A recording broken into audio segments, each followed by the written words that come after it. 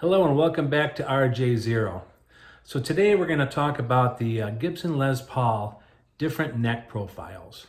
There are so many different necks on Gibson Les Pauls.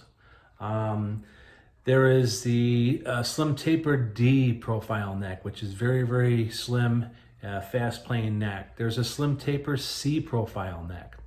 There's 50s rounded neck. There's a medium C neck. There is a vintage 50s neck, which is really big, like the old 1956 Les Pauls. They consider those like the vintage 50s or like baseball bat necks, really big. Something that I don't like. I don't like the bigger vintage 50s necks. I try to stay away from those. Those necks are just too big for my hands to be comfortable playing. So, but I found that even different years, a 50s rounded neck one year is different than a 50s rounded neck another year, So if you're looking to find a Les Paul that is comfortable for you to play, you can't always go by what it says.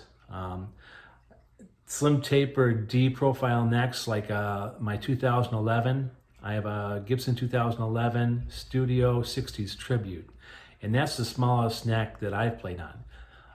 It's very slim. I have an Epiphone Les Paul Custom, and that has a slim taper D profile neck, a slim taper 60s neck, they call it. And slim taper 60s can vary as well. Even with the same guitar, the same model, That's why you want to go to the store and you try different guitars, even the same model, to find one that you like. One that feels best, because the finishing touches on a guitar, when they sand the neck down, the finishing touches, it's gonna vary, even in the same model from guitar to guitar.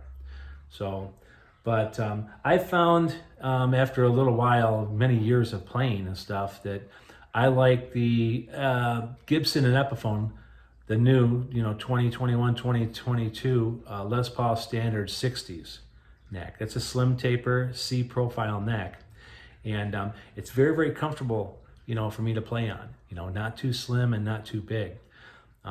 There's a medium C neck. The medium C neck for like a 59 is like on the smaller side of a medium C profile neck. A medium C profile neck for a 1958 is a little bit bigger, on the bigger side of a medium C neck, and those are a little bit too big for me. That's like the borderline for me is a medium C on a 59. That's on the small side of a medium C. And they're a little big, but still not horrible. I like playing on my 50, I have a 59 Les Paul. It's a Joe Bonamassa Lazarus guitar. And it's really comfortable to play on, like to practice on, because then when I finish practicing on that, it's like a little bit of a workout, because it's a little bit bigger neck. And then I move down to my slim taper necks, and it feels easier to play, So it's a good workout for me, for doing finger exercises and everything to practice on.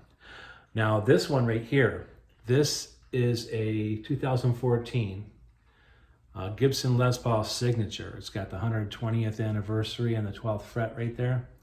And this one, I went up to Guitar Center to try out guitars. I wanted to compare the Les Paul Standard 60s neck to the Les Paul Classic. There's a big difference in price range between those two guitars, and they're actually pretty close and comparable to each other as to what the features are on them.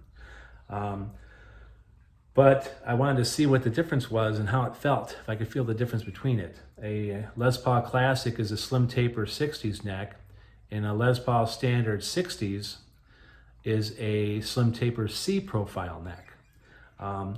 The Classic actually is not too thin. It's not as thin as my 2011 Les Paul Studio 60s Tribute. That one's pretty small. So it wasn't a huge difference. It wasn't horrible to play on at all, but I'm finding I like the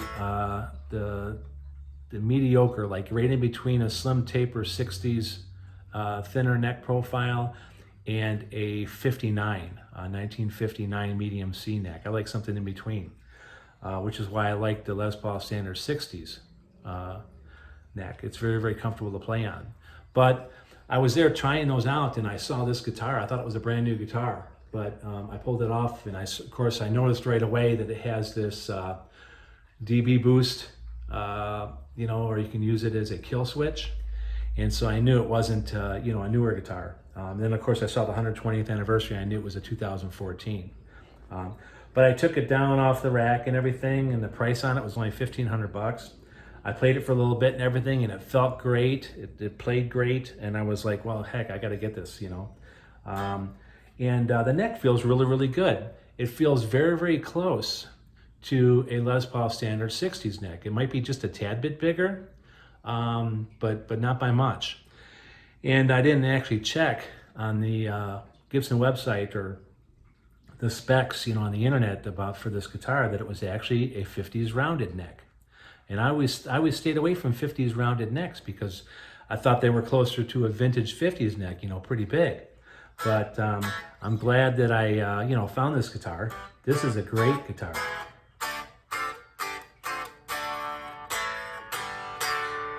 It feels great. It plays great.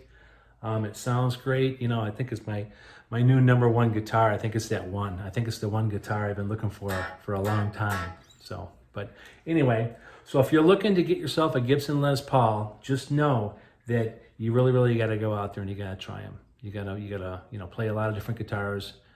Find the one that you think is most comfortable, that feels best for your playing, and then maybe you will, at some point, find that one Les Paul that you really, really like.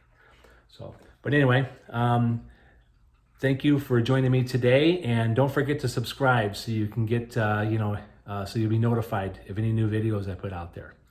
So, but thanks for joining me again, and you guys take care and have a great finish to your day.